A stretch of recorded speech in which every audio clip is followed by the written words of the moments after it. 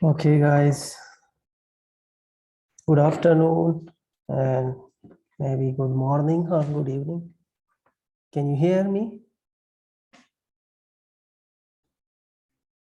Yes, we can hear you. Okay, so it's now time for a presentation. Start our presentation. So we'll be starting with the presentation on Introduction to Disaster Medicine. And this presentation will be for 30 minutes. And 25 minutes you can talk about the presentation, and the rest of the 5 minutes you have to answer the questions or if there are any feedbacks from the groups. So there will be evaluation, and George and me will be evaluating your overall presentation. So be careful, and I hope you have already read all those instructions. So I think it's time now to start. So yeah, the floor is all yours. I don't know if George want to add something, otherwise nothing more from me. No, they can start. So good luck, guys.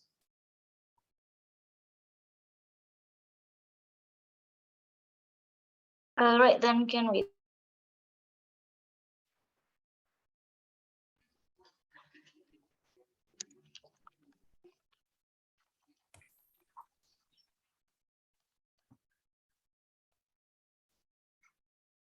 Okay, we're just going to share our screen to get up the PowerPoint.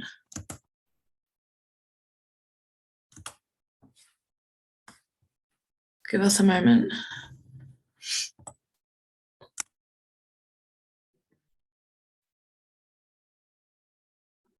Are you able to share your screen, Jasmine, or? Could you possibly share my section? I'm just not coming up on mine for some reason. I could.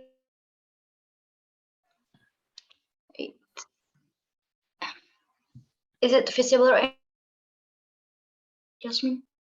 Yeah, it's visible. I'll just let you know when to change slides. Thank you. Okay, so I'll just start. So basically, we're just going to be doing a brief introduction into disaster medicine. Next slide, please. Thank you.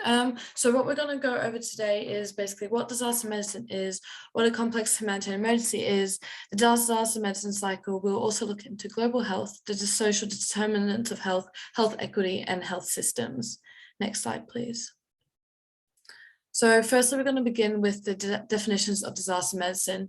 So disaster medicine itself is a kind of medicine that will manage in a disaster situation the disproportion between the immediate health needs and the actual available resources in the affected community in order to save the highest possible number of casualties. A type of disaster medicine is also known as operational medicine, and this is field emergency medicine, during a disaster in which casualties are first treated in field or temporary facilities, and the incident response should be based on existing emergency medical service systems. You also have field personnel during operational medicine are potentially at risk from the disaster itself, and therefore you have to implement specific protective measures during operational medicine events as well. You also have mass casualty incidents, also known as MCIs. So MCIs may result in many casualties, and that may require extraordinary care, especially using potentially limited resources within the area where the event occurs. So hospitals are a very integral part of an MCI and part of the total medical capacity of community affected, and therefore play a very vital role. Next slide, please.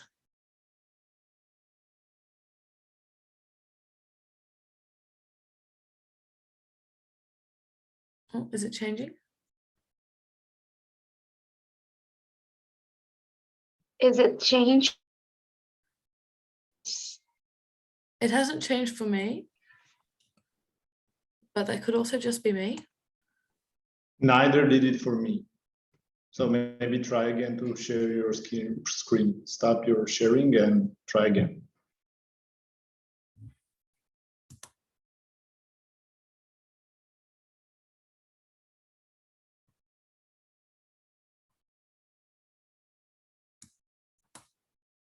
Oh, there we go. It's changed screens now.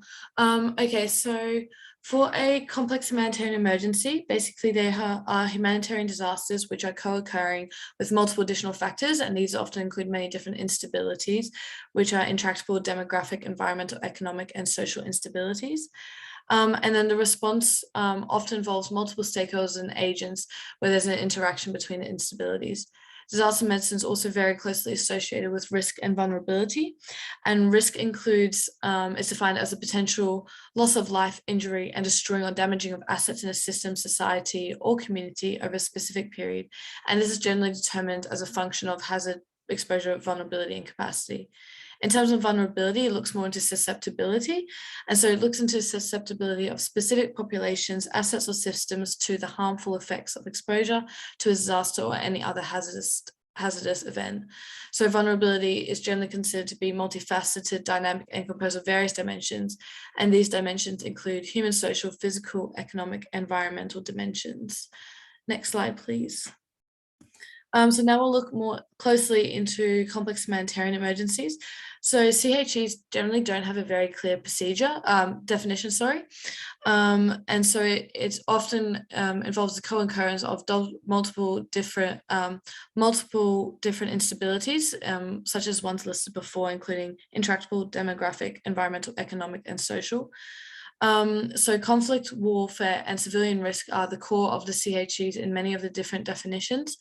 Every major humanitarian organization defines complex humanitarian emergencies in its own terms and literally specific to the goals of the said organization. So it's very specific to the context of the complex humanitarian emergency into how it will exactly be defined.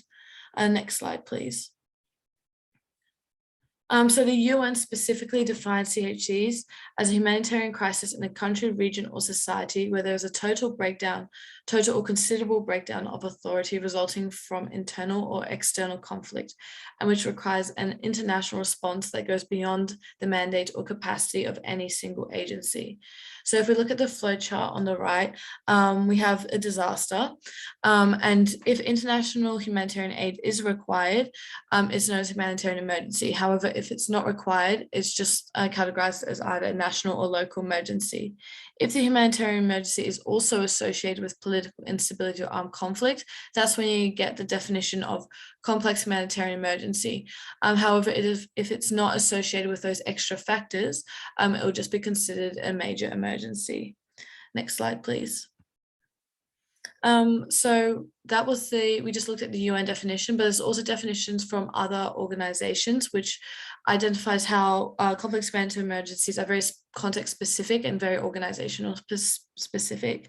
So for the World Health Organization, complex emergencies involve situations of disrupted livelihoods and threats to life produced by warfare. So it mainly includes displacement of people, mass famine or food shortages, and fragile failing economic, political, and social institutions.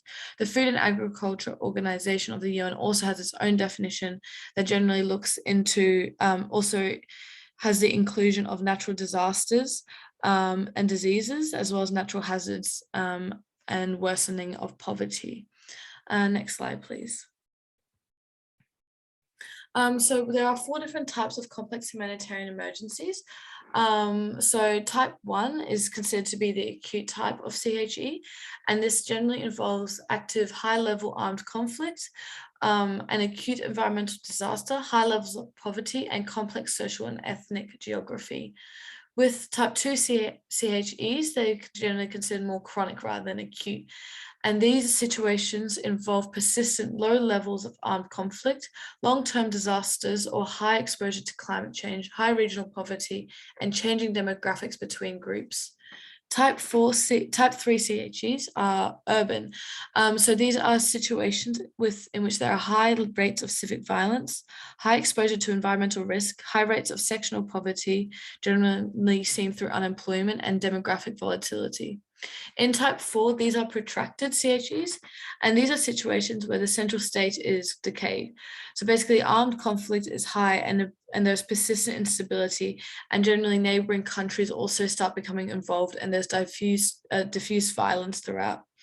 And in these situations, there's severe vulnerability to long-term disasters and high exposure to climate change. There's a general collapse of local and national economies and disturbed demographics as well. So if we go on to the next slide, we'll see how we can see there are 4 different CHEs, so the acute, chronic, urban, protracted, and there are also 4 types of instability. So we have political, environmental, economic, and demographic. And using a table such as this, you can then work out where exactly the type of CHE it is, whether it's type 1 to 4. So if we look at, for example, type 4 for economic instability, it involves collapse of the national economy. So if that occurs in the disaster, then you're more likely to have a type 4 CHE. Whereas for type 1, you're more looking at high levels of poverty with the type of economic instability. So you can use this table to help classify which type of CHE is currently occurring.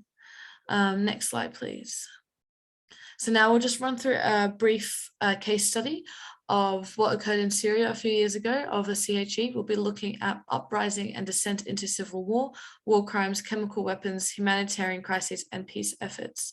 Next slide, please. So basically, a brief history of what happened is that there were arrests of some teenagers made because they painted revolutionary slogans on school walls, and this caused a pro-democracy protest in March of 2011. However, security forces stepped in and opened fire on the demonstrators, and this unrest then triggered nationwide protests, which demanded the president at the time, Assad's resignation. By July, so a few months later, hundreds of thousands were taken to streets across the country. Next slide, please. So then by June 2013, 19,000 people were killed and the country is descended into civil war, and the rebels brigaded against the government for control against the cities, and the number of people who died rose to 250,000 people by August of 2015. The war then acquired sectarian overtones between 2 major sectors of Islam and drew in regional and world powers. Next slide, please. So during this time, there were many war crimes committed, and a UN commission looked into this, and their inquiry found that there was evidence that all parties of the conflict have committed war crimes, and this included murder, torture, rape, and enforced disappearances. Next slide, please. Also, chemical weapons were used throughout, and hundreds of people were killed in August 2013 after nerve agent sarin rockets were fired onto several suburbs. Investigators also found that chlorine was used systematically and repeatedly in 2014 in deadly attacks on rebel-held areas. Next slide, please. So altogether, this created a vast humanitarian crisis that is considered one of the worst of the 21st century. 6.6 million Syrians were forced to flee their homes since 2011, and another 6.7 were internally displaced. The majority of the externally displaced refugees were moved into 5.5 million of them, moved into neighboring countries, primarily Turkey, Lebanon, Jordan, Iraq, and Egypt. Next slide, please. So there were peace efforts occurring during this time, and this included for the UN Secretary Council called for the implementation of the 2012 Geneva Communique, which envisages a transitional government body with full executive powers. The US and Russia also led peacekeeping efforts and tried to get the representatives of the government and the opposition to attend proximity talks in Geneva in January 2016 to discuss a Security Council endorsed roadmap for peace, which included a ceasefire and transitional period ending with elections. So that was the brief case study. We'll now move on to the disaster cycle on the next slide, which Alpha will talk to you about. Thank you. All right, thank you, Jasmine. Basically, as you know, like disaster cycle has 4 major steps, which one's the first one would be prevention and mitigations. It's very similar. It's based on like activity or an effort to reduce the disaster rates. And what is the difference are disaster prevention is to reducing the threat and vulnerability of those who are threatened by disaster, while the mitigation is through physical development as well as awareness and capacity building to deal with disaster threats. And the steps are very similar. Basically, the first one is plan the resource and process, assess the risk and capabilities, develop a mitigation strategy, and then implement the plan. The second one is the preparedness. Preparedness is a series of activities carried out to anticipate disasters through organizations and through appropriate and efficient steps. Including in that, there are also early warning is a series of activities to give as soon as possible a warning to the public about the possibility of disaster occurring in a place by an authorized institution, like to also to prepare the kit every home, like every individual that should have, and be informed. The important thing is be informed by the early warning system. The third one is response. When disaster threat or crisis is occurred, like an event that can cause a disaster. Disaster emergency response is a series of activities carried out immediately at the time of a disaster to deal with the adverse effect caused, which include rescue and evacuation of victims, property, fulfillment of basic needs, protection, refugee management, restoration of infrastructure and means. Like this is also the cluster when education is connected by the UNICEF and Save the Children, the water sanitation and hygiene managed by the UNICEF also, the shelter managed by the UNHCR and sometimes with IFRC, and the health aids by WHO. Even it's like the international stage disaster, and every country have different national board or national agency that focus on in every cluster. But I think like every country has it. The last one is recovery. It responds to build back better. So basically, there is three, like recovery, rehabilitation, and reconstruction. Recovery to restore the condition of the community and the environment affected by disaster by refunctioning institution, infrastructure, and facilities.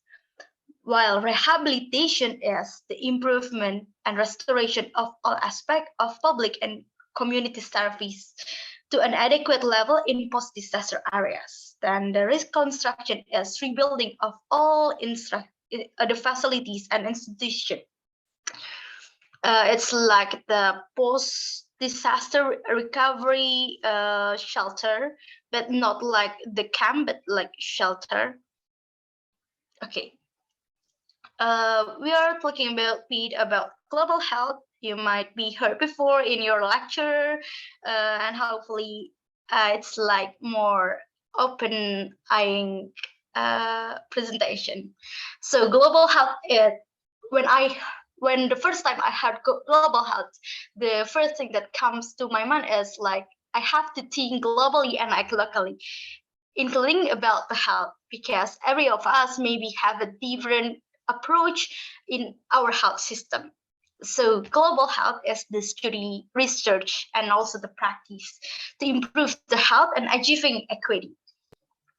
There is three different goals. One is to understand and explore patterns of disease around the world, to study the determinants and drivers of health issues globally, and the last one is to provide evidence-based global solutions to the pressing global health threats of our time. There is two pillars of global health, which is social determinant of health and health equity. The first one, scientific evidence highlights that there are health improvement when the underlying causes of ill health are addressed. These causes being social, political, historical, economic, and environmental factors influencing individuals' health throughout their lifetimes. These factors are commonly referred to as the social determinants of health. Also, there is three main frameworks. The first one is like the macro level, which contain the government, the global force, and its policies. The intermediate one is like what happened in the not what happened in the community. It might be the community and individual factors such as the psychosocial and the health behavior. And the micro level is what happened in our body, like physiological systems and the biological reaction. Maybe you have seen this like the rainbow one, like multi-layered format. It's maybe like the most famous frameworks for social determinants of health, basically like the general one about cultural and environmental conditions, and downstreaming it's social and community networks until the individual lifestyle structures.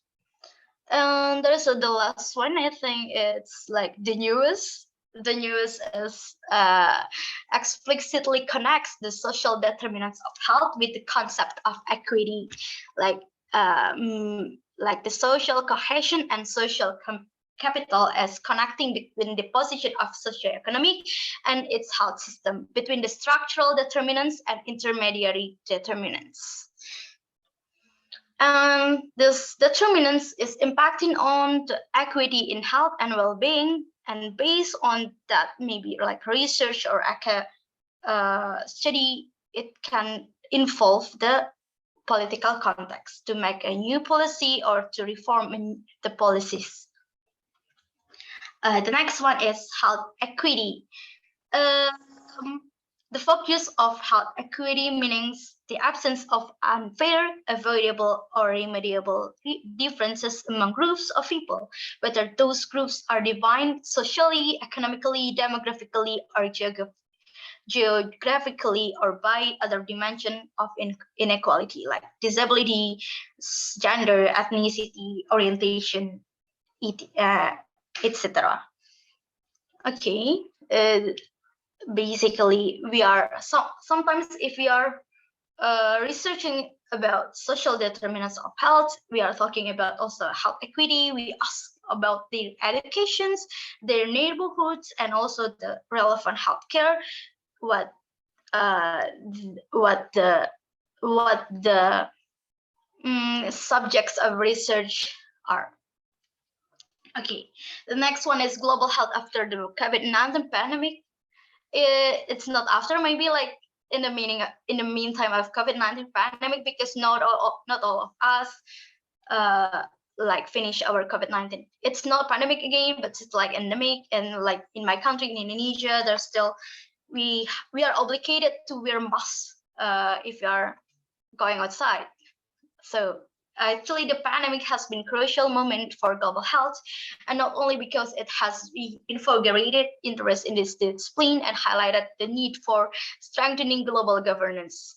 If we're talking about the pandemic, we will talking about the vaccine inequality also in some developing or like poor countries that still suffering about the vaccine inequalities. There is like 5 main global health issues: reproductive health, infectious and NCDs, global mental health, and the last one is health system.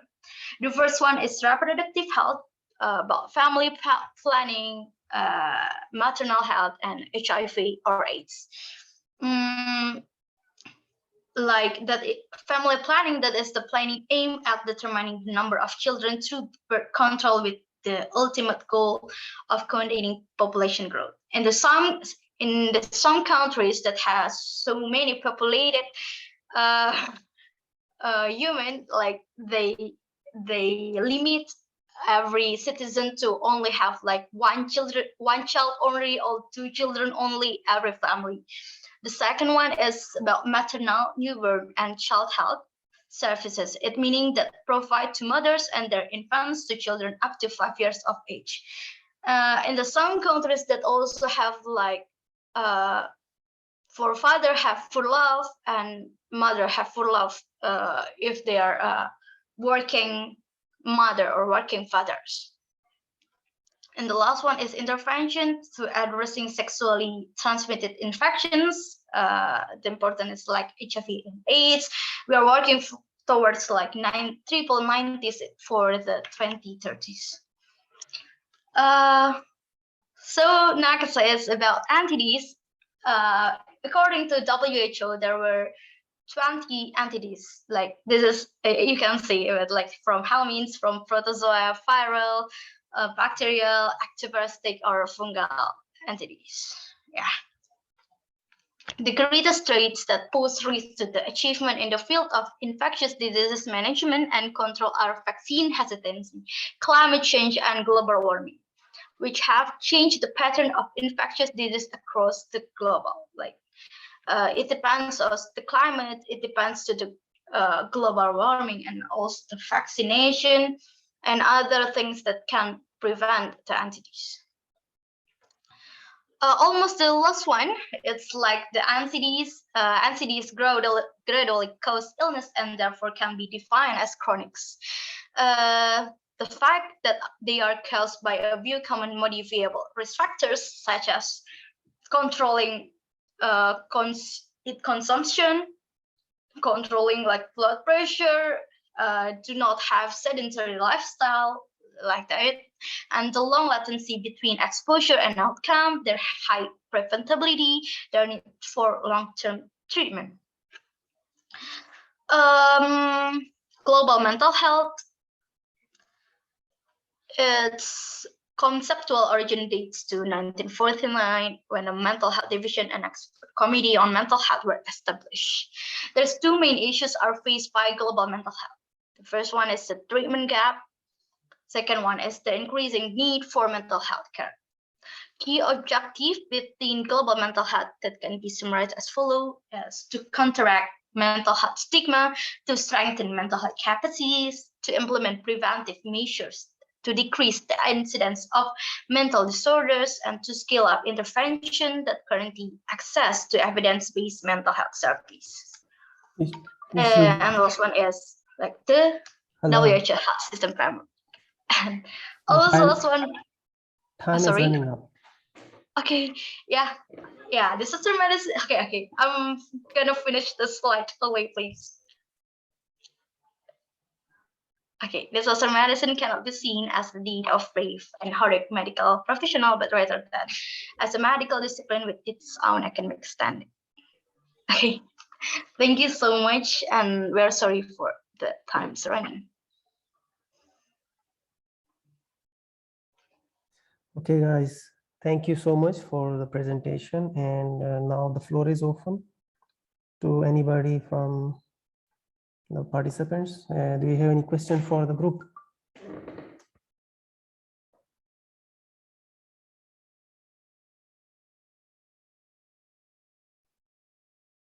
Any question? There is no question. I think it was quite interesting.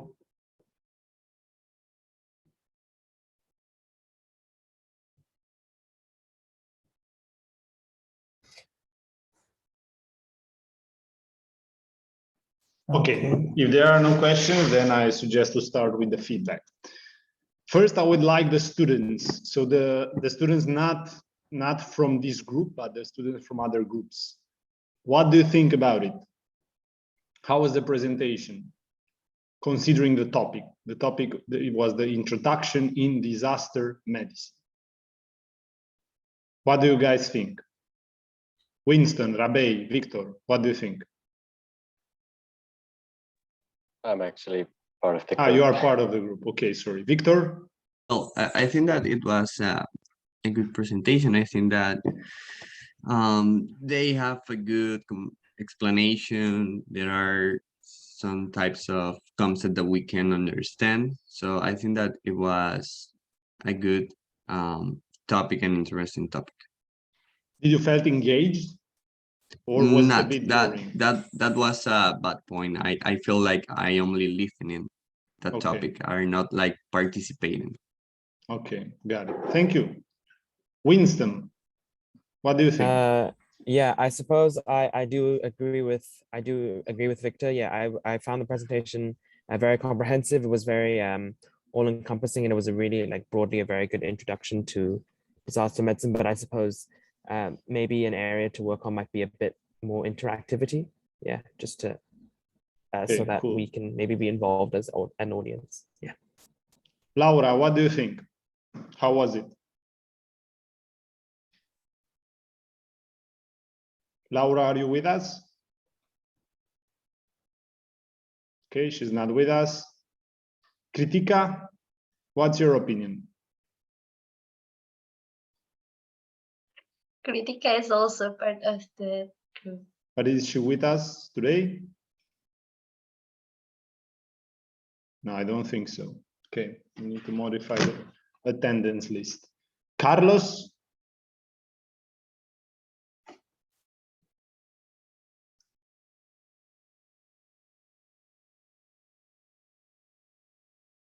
No. I'm sorry to see that you open your, you are here. Good. What do you think? You can open your microphone and tell us, what do you think about the presentation? How was it?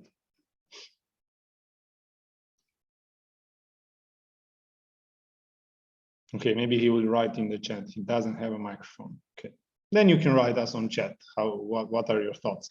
Until then, I'm kindly asking the group to open their mic and their video and tell us a bit, each of them, what do they think about it? How was it to prepare it? How was it to present it? Aufa, can we start with you? Yeah, like my individual reflection that I thought actually when we made this presentation is very good for teamwork. I mean, like every of us has the part to finish this presentation, but I thought some things that we don't have a clear before is we have to talk about our visibility and our vibes to present this presentation. There are too many slides that has too many tags. Actually, we can put in the speaker notes or just put some more pictures on the slides.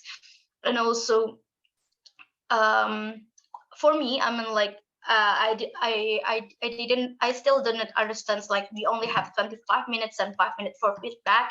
I felt like we have a clearly 30 minutes track for present. Yeah, I do also realize that it's not as interactive that I expected before. But maybe the gap is I present that what I don't write on the slide. I mean, like I present also the teams that prepare the. That's why it's bit hard for me to get an interaction that it's not what I prepared. But it's also a good understanding and a good experience for me to have the teams work and the presentation. Okay, thank you very much. Jasmine, how was for you?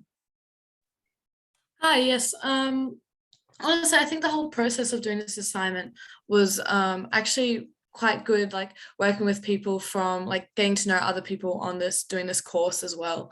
And overall, I think we did end up doing a pretty good job putting it all together. I think the main points are that our slides should have been like a bit more concise, maybe just getting to the point a bit more, so we could like get through it efficiently and have more time for like the engagement. And also, personally, one of the big problems for me is always time zones, because it's nearly 2 a.m. here. So struggling with time zones and trying to work in a team with time zones internationally is always just difficult. But overall, I'm very happy with how it turned out, and thanks to the team for working together to put this together. Okay, awesome. Rabe, do you want to add anything? Oh yeah, just that the whole working on the presentation was a really good team building exercise, I suppose. The only problem was, as Jasmine said, it was the time zone, but I think we pulled it off nicely, considering that two of us had our major exams. Me and Kritika had exams while we were working on the presentation. I mean, I had an exam today as well. And so Jasmine had some major traveling to do for Asia Pacific regional meetings and stuff. So overall, the teamwork was nice because we were there to back each other up. And I would say that the presentation was not as interactive as it should have been, I guess. Could work on that for anything in future, I guess. But I did try to make the presentation a little bit more interesting.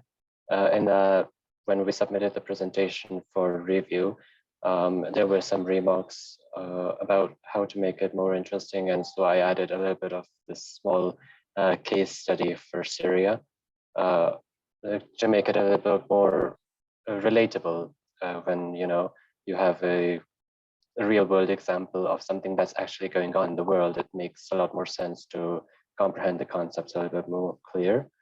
So yeah, those are my thoughts. Okay, thank you very much. Anyone else from the group that would like to add anything? Okay. Then, first of all, I would also like to thank you for your effort. I can clearly see that you put a lot of passion, a lot of research into it. So congratulations for that. I'm happy also to hear that you work well as a group. I understand totally that this is a hard period for some of you, but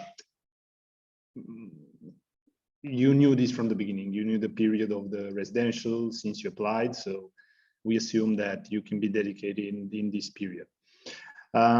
Regarding the presentation, some remarks. First of all, regarding the outlook of the presentation, I agree. I think Aufa said that it was a bit too much text, especially at the beginning. There were slides full of text. As you saw also in your university lectures, I'm sure it becomes boring. Reading from the slides, it's not something acceptable in presentations, especially in online presentations where you don't have the interaction or such a good interaction with the audience. So I would restrict the number of sentences to maybe 2 maximum, small sentences, and not sentences, but more like ideas. 2, 3 ideas on one slide, that's more than enough. Whatever it's more than that, it's too much. And again, your audience will lose their attention. I liked very much the case study. I think that was, I would say, that the best of the presentation. The fact that you made it.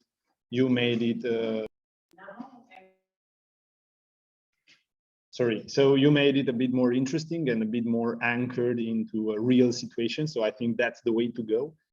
What if you want to go like this for other presentations also, you can base your whole presentation on a case study. So basically start with the case study by introducing the situation there, and then present your theoretical ideas based on that case study. This is a very good approach and very useful, especially in the online environment, because it gives you a bit of interaction, a bit of more concrete examples.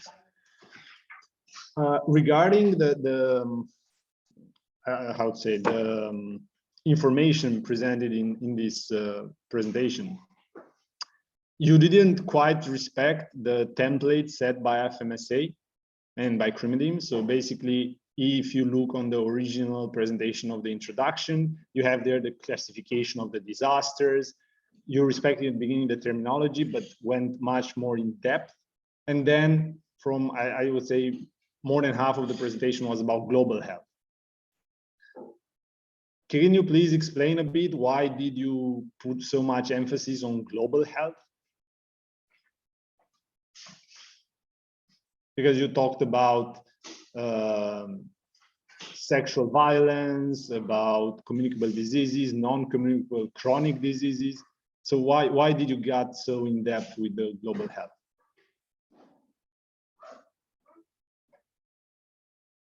Jasmine Alfa Arabe, so I'm talking with you.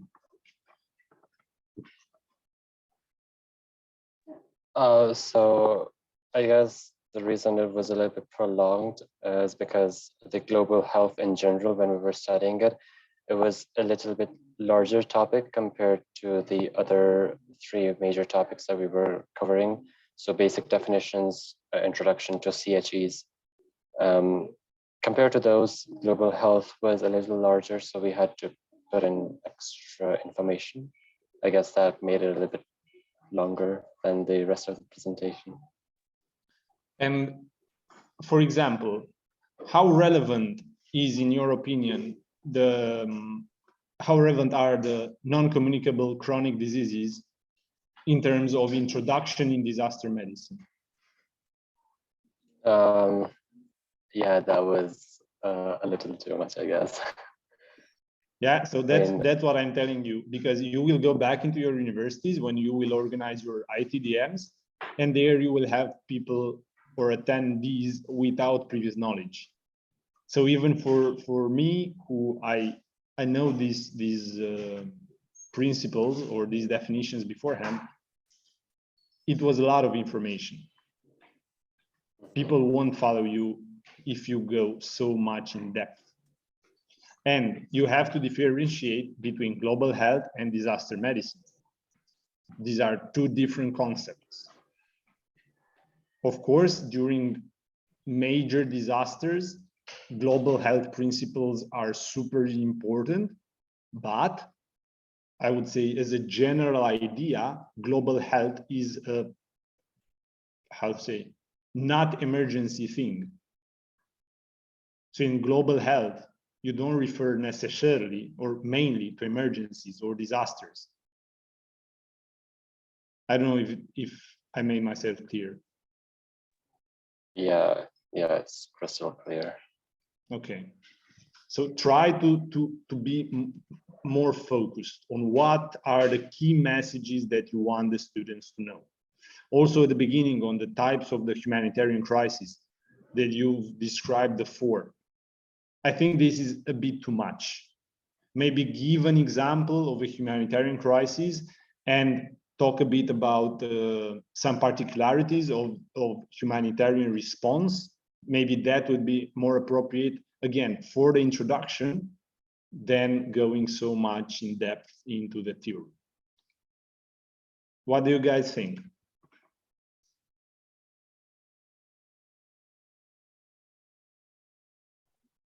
I do agree. It's more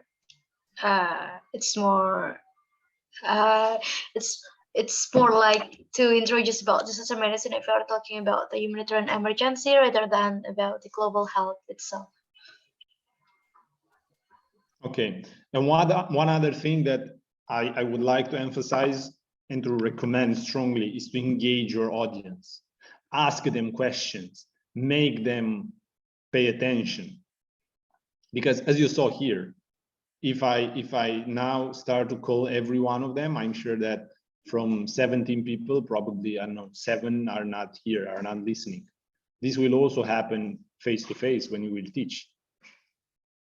People won't necessarily pay attention if they are there.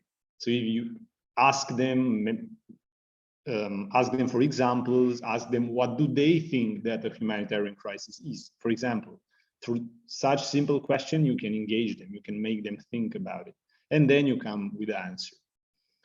Also, small games, small exercises that you can do also for the introduction can engage better your audience.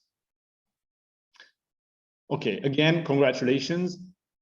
I know that it was hard, especially that you were the first group to present, so you broke the ice and you did it really well. You set the bar high, so no pressure on the others for the next days. Farman, please, if you want to add anything. Yeah, I think overall, I think the presentation was, has improved a lot. Like last time I checked their presentation, and there were a lot of things that has been improved. So I think they have done a good job. And I would just request the participants to ask questions. It's like, it's not like you are just a spectator. You need to be engaged in the presentation. It's for you. So if you don't engage, or you don't get anything. And if you don't ask here, you will never be able to ask somewhere else. So try. It's not like we are judging you for asking. We are not. We are just here to encourage you to ask. So please ask, okay? And I mean, so it's also for the rest of the presentations. Please follow all these instructions, and I think then you will be able to make it a very good one. So right now, I think we can start with the next one. If nobody has any question or comment. The next presentation is on triage in mass casualty incidents. So yeah, it's the floor is open. So you can start, the group should start. Good luck. Okay. Hello, everyone. And this is the group number 2. We are going to talk about triage in mass casualty incidents. And my person and Winston are going to represent our group and going to present about this topic. First of all, we have the outline, or what are the topics that we are going to talk about, or what we are going to learn here. First, what is triage and what are some beginnings of the triage? We're also going to talk about the key concept that we have to keep in mind when we are talking about triage. What is the STAR system, and does the triage have golden rules? We are going to know later, and we also have the conclusion and summary. Okay, so first of all, we want that you tell us and we interact with all of you, and we are going to ask this question. When you are in a mass casualty incident, when you have an accident and you have a lot of victims in there, who do you assist first? If you have to define in a few words, who do you assist first? What can you, if someone can open his mic or her mic and answer? What do you do for select the people that you're going to assist first? Abdil? Yes, well, that's what the triage is about. You assist the ones who can benefit from a quick treatment better than the others. Okay, Natalie? Yeah, I was going to say the same thing. Okay, so that's a good question. That's a good answer about what do we assist first, and it's all about triage. And we're going to talk about the definition of triage. Triage is a rapid evaluation of patient to determine the appropriate level of care and treatment given the limited resources. That's an important point that we have to mention. When we are talking about a triage or we are talking about an incident, we have to know what resources we have and how we are going to use in the treatment of the patient. We cannot spend all the resources in one patient because sometimes we don't have, for example, many doctors or even though many ambulance. So we have to make a judge or try to put who is the person that going or need more our treatment and our resources. So it's important to keep in mind that we have to take care of the resources that we have in the moment. Other thing that I would like to tell to you is the origins or the beginning of the triage. Well, the triage become from Baron Dominique Jean Lerdy, that was a soldier that in the First War, he prioritized the medical needs in the person that needed more. And for example, when we are talking about military, and he put like in 3 levels: the soldiers that need most treatment, the soldiers that regardless that can wait if they don't have too much injuries in their body, all the stuff that happened in the war.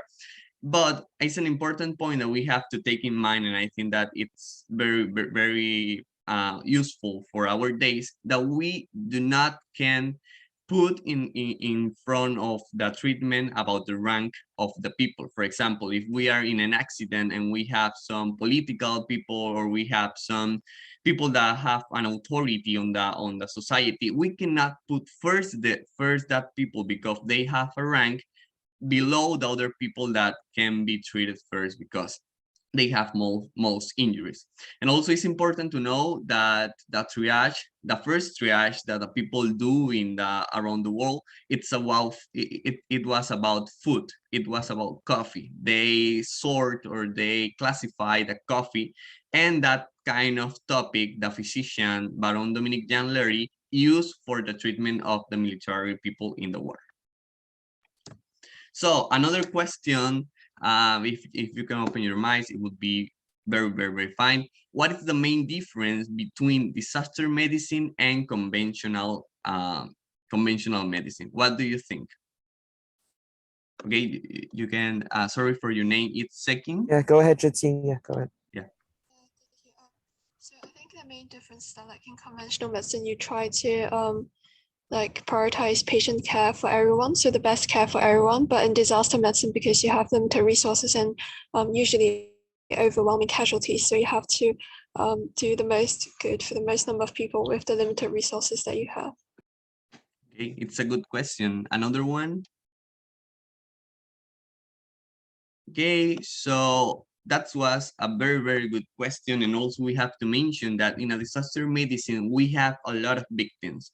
And also when we are talking about conventional medicine, we are talking about sometimes like 2 or 1, or even can be only one patient that we have in our consultory, or we are treating with him or her. So that's the main difference about disaster medicine and conventional medicine that we have to keep in mind, and also keep the limit of the resources. So key concept that we have to take care of. The first one is that triage should identify victims who need immediate care, and it's an important determinant of survival for seriously injured patients.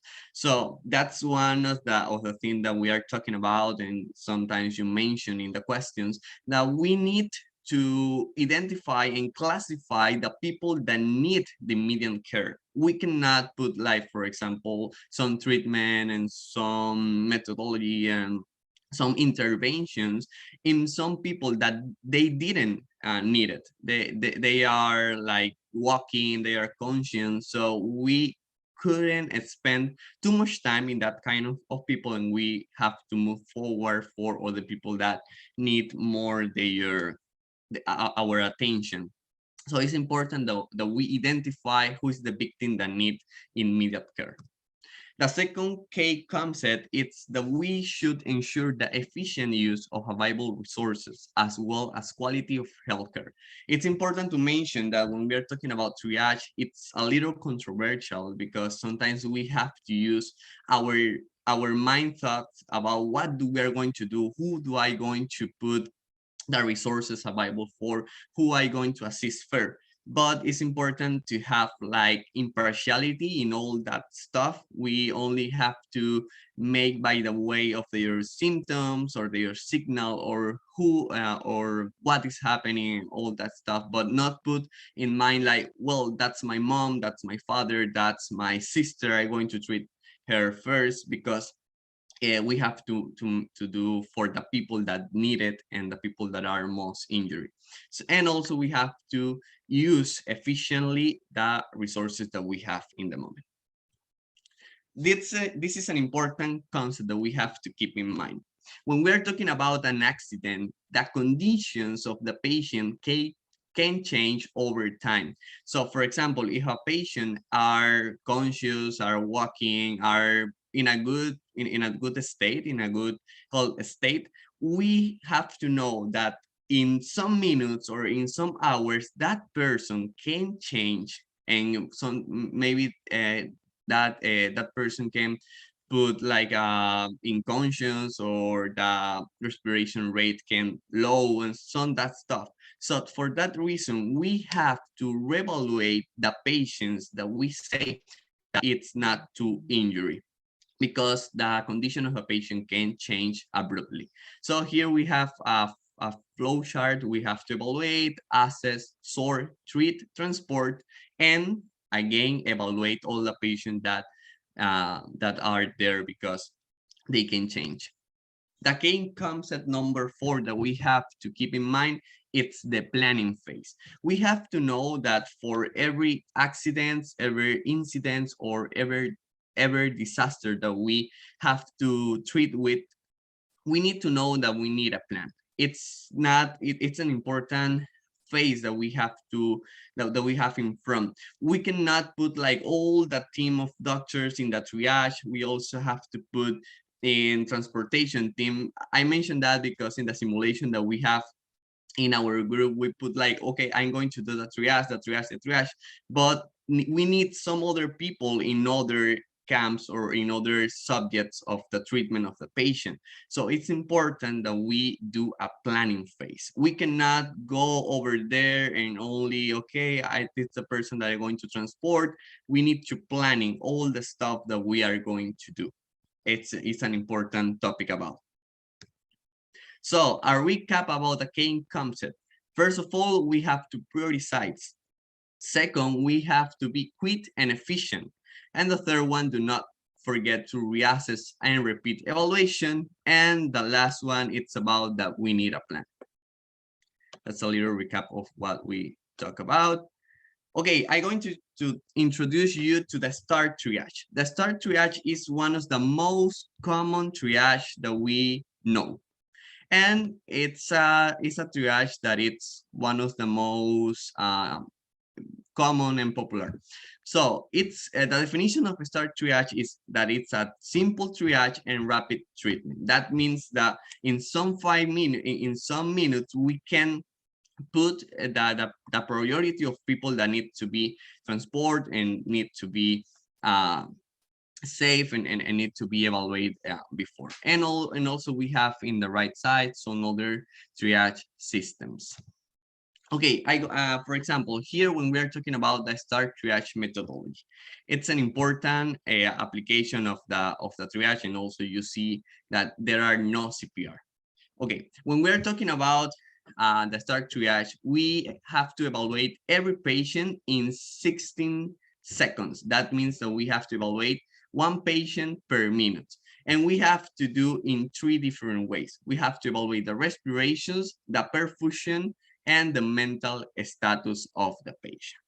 And we only have 2 interventions allowed to do when we are doing a STAR triage. And that is opening airways and bleeding compressions. We cannot do CPR when we are doing a STAR triage, because when we arrive to a disaster, we didn't know how many times that person have no signal, they don't have pulse, no have respiration, but we don't know how many times the person was there in that status. So for that reason, we cannot stop doing CPR to that person, and we have to continue with other and evaluate. And it's important to keep in mind that we only can do 2 interventions, that it's opening airways and bleeding compressions.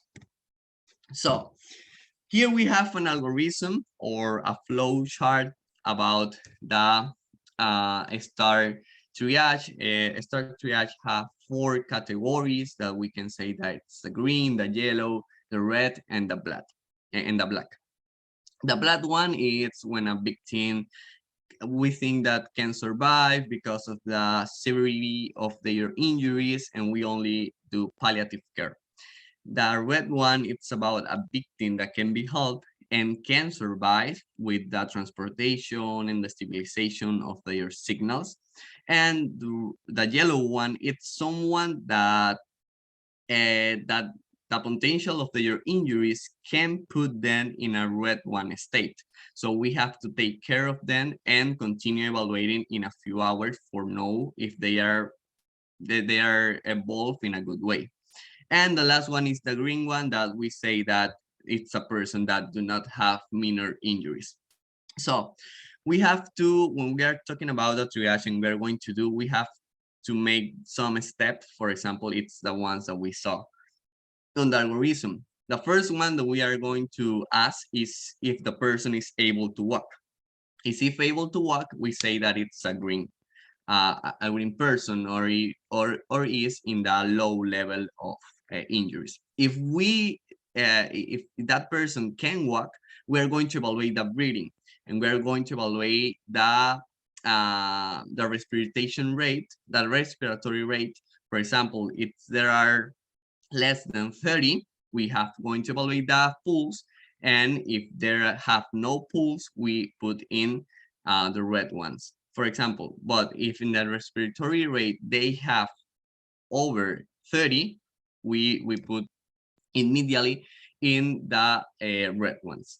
And also at the last point, if the person have a good respiratory rate, a good pulse, we have to evaluate the mental status of that person. And also we put in the yellow one. And on the other side, for example, when we're talking about or we evaluate the breathing of that person, we have to look if that person is not breathing. If that happen, we open the airways of the patient, and if the patient is still not breathing, we say that it's a black one, but if it start to breathing, we say that it's a red one. And also you can see more the chart and learn more about it, and also you can ask more at the end of the presentation. So now I'm going to let the floor to my partner Winston for a little exercise. All right, yeah, thank you, Victor. Yeah, so I'll take you guys through the second half of the presentation with this quick simulation, where we'll put that triage flowchart into practice. So we'll run through about 9 patients, and you guys get to decide what triage level each patient should be at. And yeah, feel free to raise your hand and just unmute yourself and maybe give a brief explanation. So let's say, the patient is red because of something, like I know he can't walk to hospital, that kind of stuff, so we can hear your answer. And afterward, we'll give our brief explanations, but as always, we'll just, if you have any input, just feel free to speak up. So for this first patient, we have a male patient who's able to walk. He's conscious and collaborating with health authorities. He has a fracture in his arm, a respiratory rate of 16 breaths per minute, and a present radial pulse. What triage would you guys put this patient in? Yeah, feel free to input. Green. Okay, yeah. Anybody else? Or maybe any reason why? Yeah, go ahead, Ines. Yep. Yeah, Ines, go ahead. Yeah, green, because he can walk and he's conscious. Yep, exactly, yeah. So yeah, the patient is conscious and collaborating. Yeah, perfect. All the results signs are all normal. So yeah, just a quick warm up. Yeah, he's a green. Yeah, perfect. Next slide. How about this patient? So we have, he's sitting, but he has some chest pain and sweaty. He is collaborating. He has a respiratory rate of 28 breaths per minute and has a present radial pulse. What do we think, everyone? What triage level?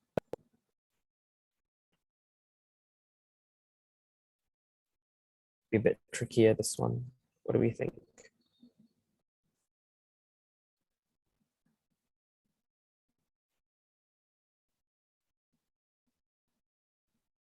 Come on, I would guys, say a you have yellow. 20 seconds left from your 60 seconds per patient, so hurry up.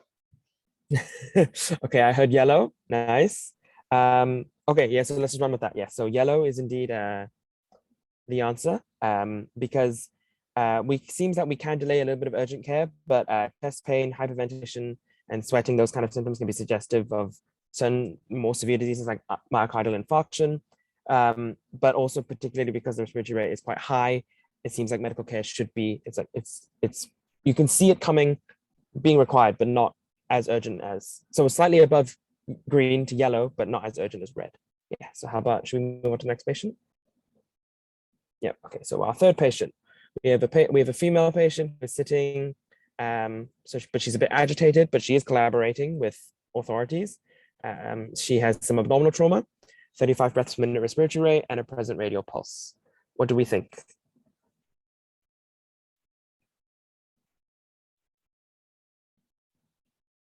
Okay, I see Natalie has said red. Yep. Okay, yep, perfect. So just in the interest of time, we can go through. Yeah, perfect. So red. So yeah, the main differences from the previous patient are a respiratory rate much higher above the normal range, and abdominal trauma, which could probably rapidly progress to internal bleeding and hernias and whatnot. So yeah, maybe our next patient. Okay, so we have our next patient who is again agitated but collaborating. She has some lower abdominal pain. She's pregnant, 27 breaths per minute, and she does have a present radial pulse. What do we think?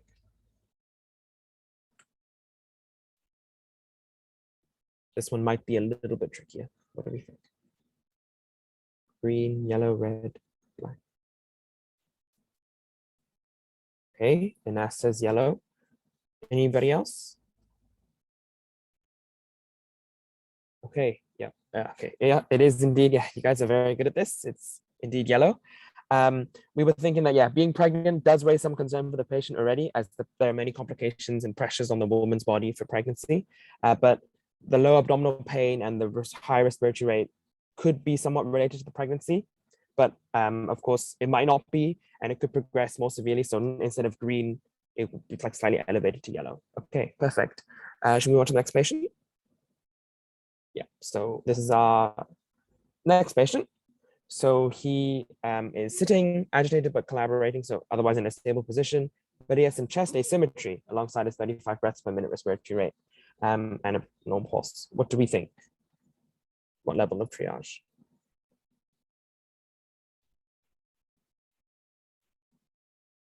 Yeah.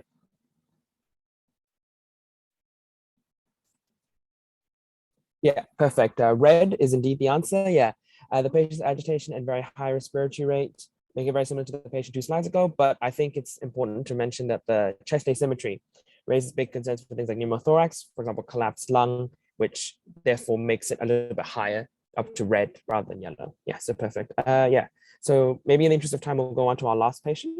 So this one will be a little bit, well, yeah, it might be a little bit more obvious anyway, but what do we think about this patient? He's, oh, okay, let's move on to the, okay, let's do this patient instead, yeah, because that one was a little bit too obvious. Right. So this patient, she is agitated. She can't follow simple commands. Respiratory rate of 20 breaths per minute. She's sitting and has a relatively normal radial pulse. What do we think?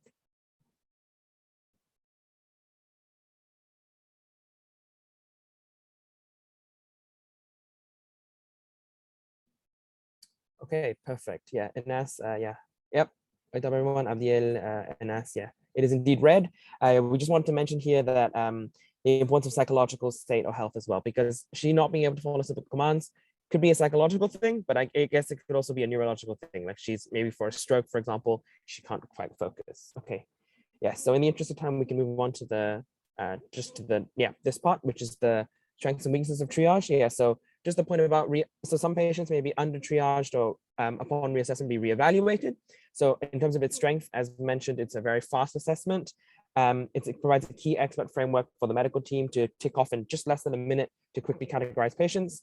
But for its weaknesses, just as I mentioned, it does run the risk of over prioritizing or under prioritizing patients, giving them excessive or insufficient resources respectively that should have been better allocated. It also doesn't consider the first point there, which is pediatric patients. Of course, children often need more medical attention, or smaller bodies more susceptible to injuries or whatnot, and are thus less able to vocalize their thoughts. But since they're lumped in together with adults and elderly in start triage, their unique issues aren't considered. And for the middle point, as I mentioned with our previous patients, triage only assesses the patient as they present upon presenting to the medical team, and they may not consider key medical history or other underlying conditions as a result. So this shows the importance of triage reassessment that Victor mentioned earlier. Yes, the next slide. And a modification that we can improve on start triage is jump start, which effectively adds additional parameters for pediatric and psychological patients, psychiatric patients. You can see more specific assessments in the table here. So as Victor mentioned, maybe more specific parameters, but they're arguably kind of more exclusive. So they're a bit harder to meet all the criteria, for example. But so you can see that in comparison, they compare more for pediatrics and mental status and whatnot. Yeah, so next slide. So in summary, we have the 3 golden rules of triage. So yes, there is a golden rule of triage. So if anything you take away from today for the purpose of triage, make sure you take these away. So first, do the best for the most with the most finite resources, so otherwise known as utilitarianism. Do no further harm to the patient, so non-maleficence, and then bring order in chaos. So as future disaster medicine trainers, we can definitely do that. Next slide. So just to summarize everything on the conclusion, yeah, it's a bit wordy, sorry, but just to make sure we just quick summary of all the points. Triage is a crucial part of managing any hospital disaster or influx of patients from a disaster. You can see there, needed for the proper prioritization and resource allocation to patients.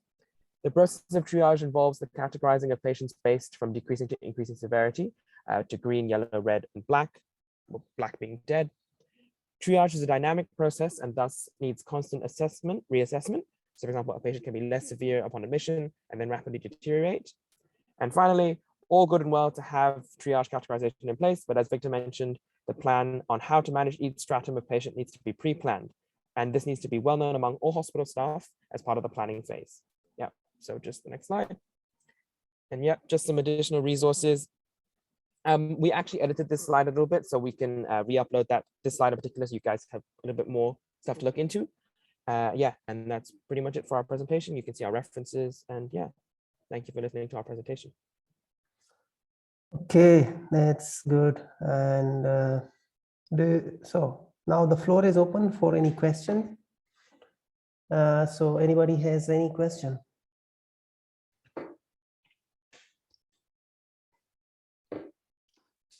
An exercise that we were doing in the university that I think helps a lot is forcing people or force yourself on asking questions. So we'll not go forward until we have at least one question.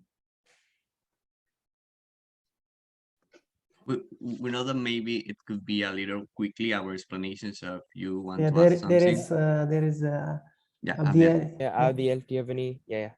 What's the Yes, question? there's something I don't have very clear. Like, what will be the tiebreaker between putting someone into yellow or red if they are collaborating? Like, sometimes someone was collaborating, but it went into red because other things, and other times it went into yellow. So what will be like the criteria there? I think Victor can add on afterward. I think the big thing was also, yeah, as you said, it was about agitation and like listening to the psychological state of the patient. If the psychological state was more, I suppose, deranged or a bit more unstable, then they put the patient into red because of how psychologically the patient could also like progress on top of, well, yeah, on top of their physical health. But also, I think it's also about I think we mentioned it in maybe one of the patients we didn't cover, but also like patient mobility.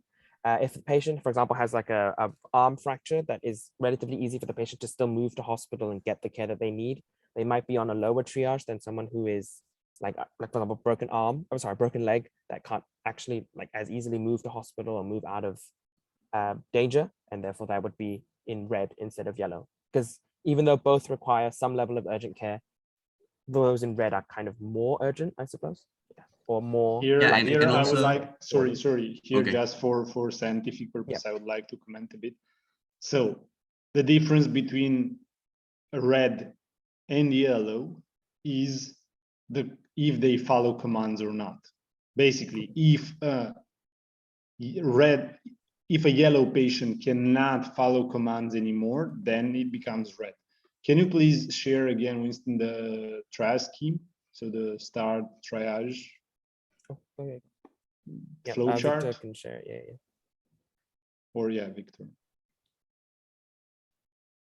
Okay, because this is super important. So firstly, you look if the patient walks. If the patient doesn't walk, then you check the respiration. If the respiration is over, if it exists firstly. If the patient spontaneously breathes, then you check the frequency. If it's over 30, what does that mean? Over 30 means that probably he is bleeding somewhere and he's trying to compensate. So that means that is red.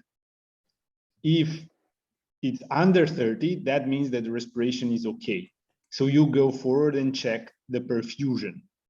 If the perfusion is prolonged, it's not good, so basically you don't have peripheral perfusion, then you will have a red patient. If the perfusion is okay, then you go and check the mental status. So here is the, if you want, the point where the patients can be red or yellow. Only here. Until here, there are no yellows. So if the patient obeys commands, simple commands, then they are yellow. If not, then they are red. So the only way a yellow patient, so a patient who breathes well, who has a good perfusion and who has a good mental status, if the patient gets worse, let's say they don't obey commands or their respiratory rate increases, then it becomes red. But from a yellow patient to become a green, for example, the only way is if they start walking.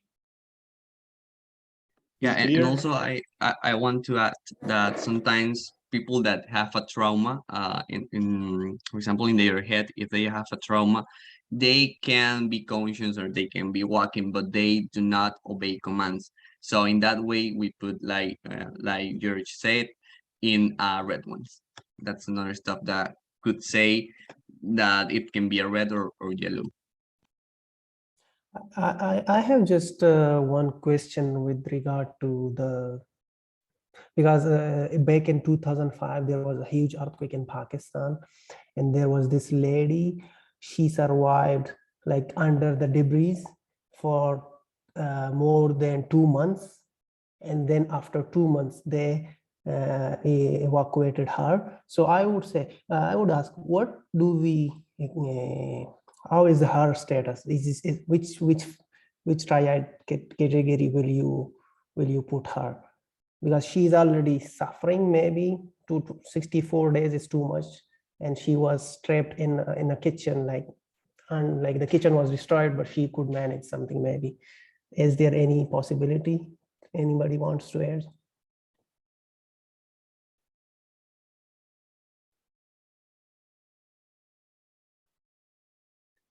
Don't you think there is any triage necessary in this case? I cannot get that case very well. Well, it's a real story. In 2005 earthquake in Pakistan, a 40-year-old lady, she was buried in the kitchen in her house, and she was rescued after 2 months of the earthquake. So I would, my question is, how would you describe her according to the triage?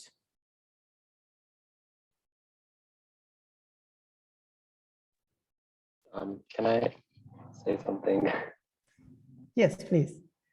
Okay, so I believe that we perform triage because in case of a mass casualty incident and in case of an emergency, just to make sure that most of the people get most of the treatment available during the set time period. Now, the case in presenting says that it has 2 months has passed for the lady. So right now, I think we have enough resources, and it's not a case of an acute emergency in that we have already evacuated or given treatment to most of the patients involved in the earthquake. So perhaps I don't think there's a triage necessary as much as we have to focus for the conventional medical treatment, for the conventional medicine for this case. I mean, I could be wrong, but I'm just asking as a non-medical person, because it was a huge story. God, and she's probably still alive. Oh yeah, I remember that. Yes.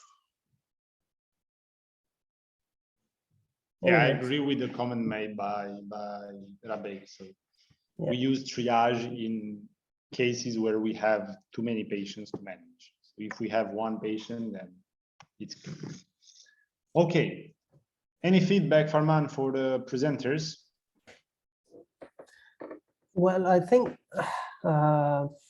it was very well structured. From my side, I was following both the presenters, and what I think they have improved a lot their presentation, and I checked last time their presentation, and I think they worked very hard. And as such, I mean, for the answering question, they were good in that session. So I think they managed very well, and they were on time. They finished on time, so that's the important thing. Like I was observing it. So I would say that's it from my side, and I think yeah, is someone like as students, we always need some improvement. So yeah, of course they can improve some of their maybe communication, maybe yeah, they better know. So that's it.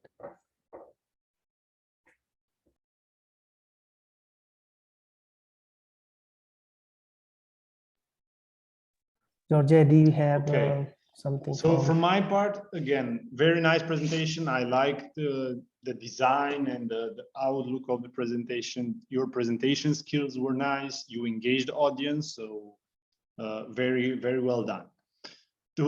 I tried to keep it short because it's already late. 2-3 things. Regarding the, let's say the scientific background of it, one small comment to Winston. When you teach triage, the main problem for the people, for the medical people, is that they don't understand that it has to be fast and you don't have to use your clinical and medical knowledge during triage. It's something used for, it's something made for people that don't have any medical knowledge. So this is what you need to learn the participants, that when you do triage, you have to keep it as simple as possible and stick to the protocol.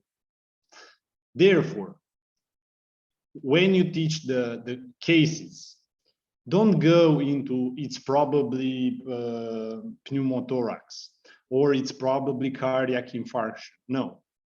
Do they walk? Do they breathe? How rapid do they breathe? What's their perfusion in the periphery and mental status? That's it. Because, for example, if I were you, I would give you a case of a pregnant lady with I don't know, huge blood pressure, huge cardiac rate, and I would say that she's walking. What code would you give? Because she's walking, right? So she's walking, she's a green according to a triage, but clinically speaking, she may be red. But this is the thing. This is the difference between triage and clinical medicine. In triage, you will miss people, you will miss diagnosis, and people will die because of your fault. That's it. But we look at the statistics. Yeah. So ultimately, that's the point of reassessment then, to get it right. Exactly. And this was my second comment for both of you. Next time when you teach triage, try to focus a bit more on reassessment. Make it a bit more clear that that's super important, because I think that besides following the protocol, reassessment is the second most important thing. Yeah, sorry. I think we were worried about time. So actually, our last patient was about reassessment, but then we cut it. But again, super nice job. Congratulations for both of you and for the team. Just one last question: how is your cooperation inside the team for this work? Well, I think that all the groups have some problems with the time zones and all that stuff, but at the end we choose a good methodology that we divide the presentation. You are going to do 2 slides, I'm going to do 2, then we are going to put together. I review all the slides that have a good structure, good sequence, and also Winston edit that slide, and I think that we have a good communication. Even though the time zones. Yeah, I agree. Yeah, the time zones was fun to deal with. Like it's almost 1 a.m. I think we're basically like across the clock, really. But yeah, we made it work. Yeah. Okay. And one other question that came to my mind: how is it to ask questions and nobody reply? How did you felt as teachers in an online format? Oh, I taught Spanish to kids before. You get used to it, but I see the feeling that it gives. Yeah, it's a feeling that you get, like, I'm doing well or I'm doing bad. What's happening? So now you know how teachers feel when you don't ask anything. So that's again a reminder for the next remaining lectures, to ask questions, to engage, because it's much more interesting both for you and for them.